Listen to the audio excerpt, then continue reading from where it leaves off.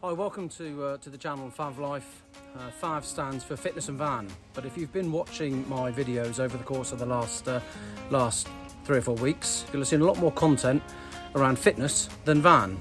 So in this video, I'm going to talk you through what's happened with the van so far as we near the final stages of the conversion. And also last week I collected, which I'm pretty excited about, collected the rock and roll bed and the kitchen, which is all being installed over the course of the next fortnight or so. So I'm going to take you through the day and the road trip that Alfie and I had going to collect the stuff. But to start with, let's give you a quick detailed shot of what's going on in the van so far, so you can understand where it is in the conversion process. So let's start with a quick van tour in the back. So when we bought the van, it was just a plain white panel van, like many others on the road. Ford Transit is the model. We opted for a Ford as opposed to the more common Volkswagen because it was a bit different. It's supposedly a little bit more reliable, and also much feedback is it's nicer to drive. I'm not sure about any of that. It was cheaper.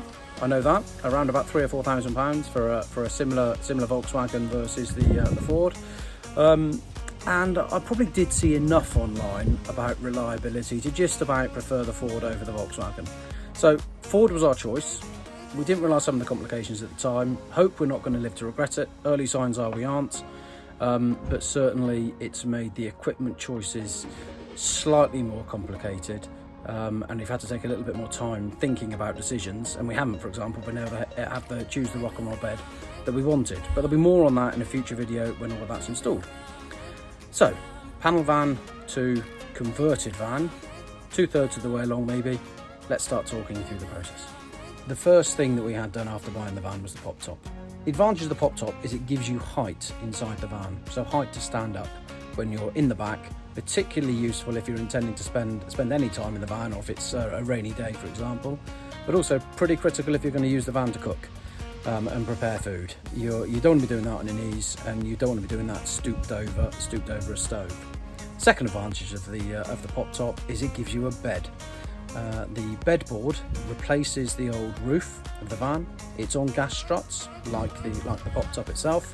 So when you pop the top of the van up, you can, if you're not sleeping on it at that moment in time, you can push up the bedboard as well, and that's what gives you your headroom.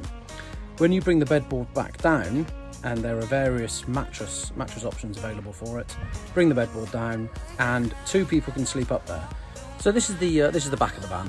You can see it's been carpeted out, and we've also had windows installed. We've got 3 windows and a dummy window, which is going to go behind the full-size cabinetry by the kitchen. So that was really sort of step 1 for us in the conversion process, was getting the windows in and converting it to a van with windows, which is actually quite important from an insurance perspective, travelling perspective, and even a DVLA certification perspective.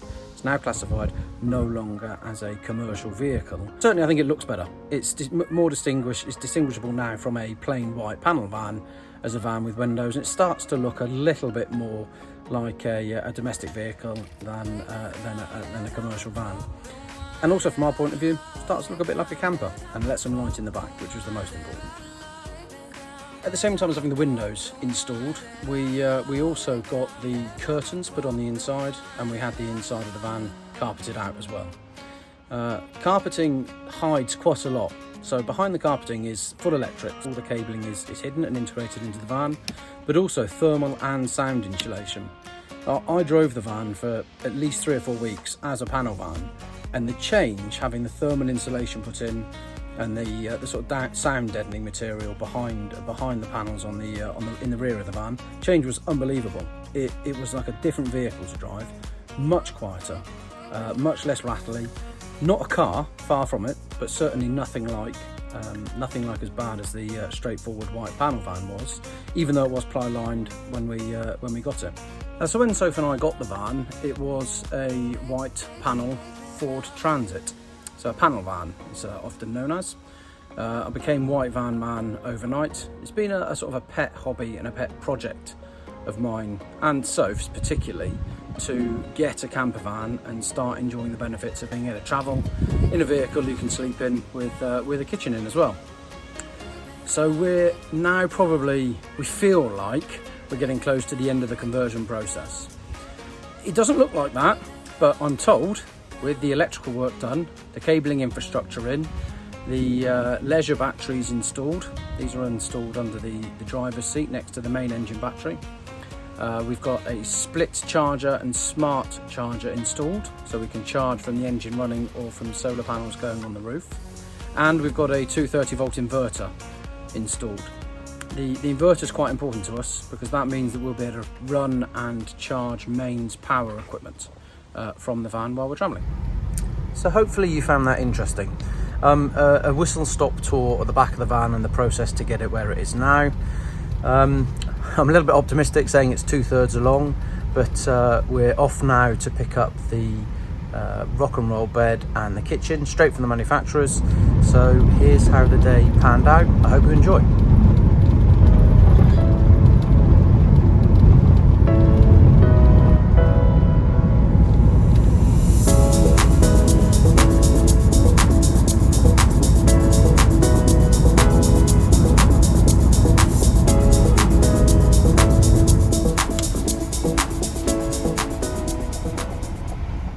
I think it's fair to say that I'm more excited than Alfie is, having arrived at Evo Design. Looking forward to seeing the kitchen. Hopefully it's finished. We can get it in the back and start getting home.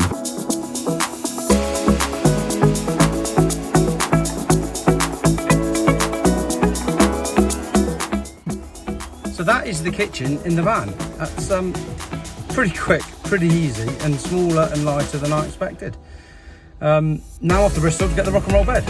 So long day of delivery today. So that's Evo Design down in Wareham, all picked up, ready for me when I arrived. Thanks guys, fantastic.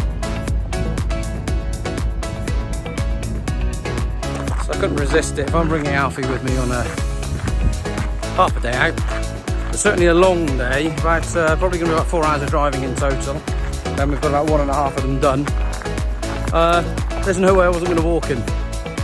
And in Wareham Forest down here, it's a beautiful sunny day.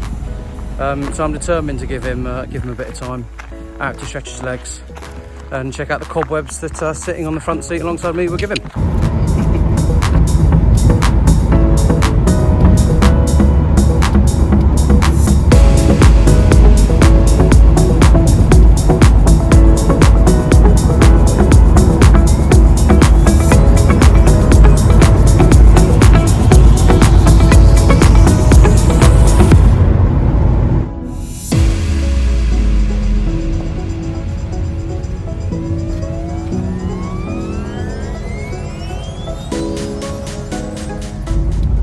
So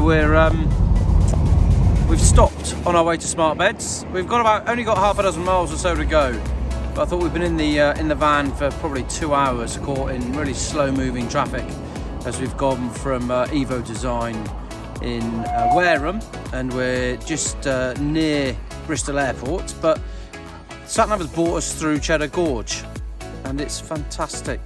You can see, I don't know how well that'll come out behind me, but how well lit the cliffs and the gorge are around here. And I couldn't resist letting Alfie out the van just for 10 minutes to stretch his legs, have a quick drink, have a wee, as he's been fantastic. He's been in the car so quiet, just led down on the seat next to me for 2 hours. It's been superb. So little treat, leg stretch, quick wee in a fantastic spot. Van's looking good as well.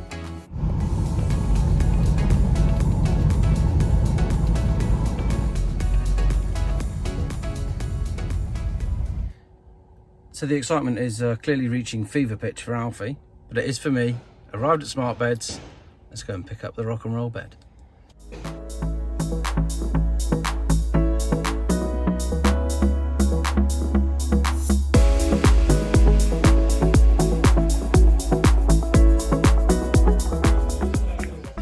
We're definitely a step further along.